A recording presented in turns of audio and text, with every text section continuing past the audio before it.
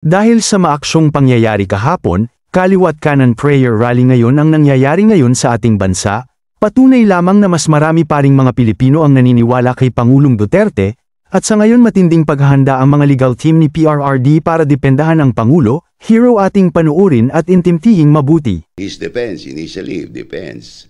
And then we have to study the processes in the ICC. Frankly, we don't know the processes there now. But just like any judicial body, hindi naman siguro nagkakalayo sa ating proseso. Pagdating sa The Hague, ang pangunahin nilang misyon, mailabas ng piitan ang dating Pangulo. Pagdating namin doon, we can ask for his release, temporary release.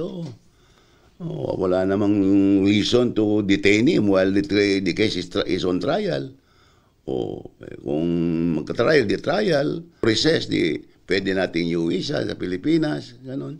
May probisyon sa ICC rules ukol sa interim release ng isang nasasakdal pero depende ito sa mga kondisyon at konsiderasyon na tinitingnan ng korte. Do you think he will qualify doon sa mga conditions nila? Kasi it's a conditional release, yung interim release. Ano bang condition nila? Hindi tatakas. Yun lang naman ang iniisip nila, hindi tatakas. Tatakas ba naman si Presidente? Saan siya pupunta? How can you hide? Former President, can he hide? Lahat ng tao kilala siya.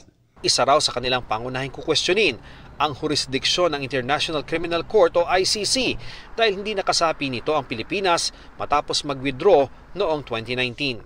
Pati na umano ang inilabas na warrant of arrest na ipinutupad ng Interpol sa bansa na ang Nibelio ay hindi niya nakita.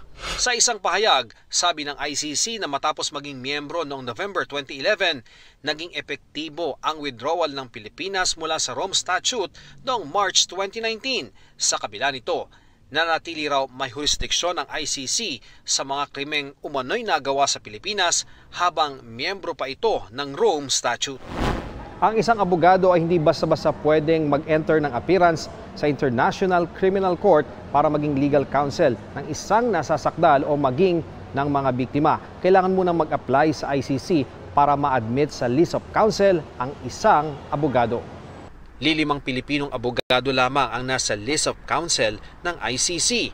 Kabilang dito si dating Duterte Presidential Spokesperson Harry Roque na posibleng makasama rin daw sa hanay ng mga magtatanggol sa dating Pangulo. Sabi naman ng ilang abogado ng biktima ng drug war na nasa Netherlands din ngayon. It also means that no one is above the law, that there will be a day of reckoning, there will be a day of justice for everyone, and even powerful men such as Rodrigo Duterte. Para sa GMA Integrated News, Ian Cruz, Nakatutok, 24 Oras.